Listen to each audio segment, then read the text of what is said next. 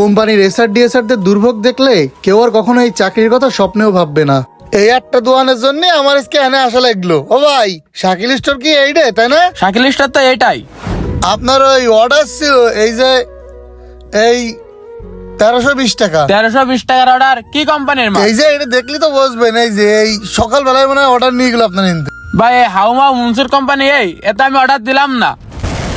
মানে কি করছেন ভাই আপনি?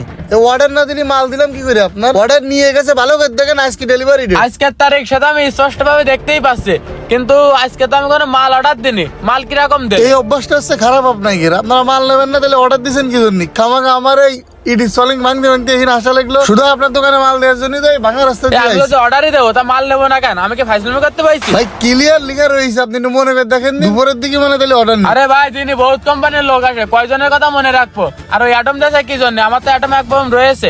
ভাই ঝামেলা করে না দিন।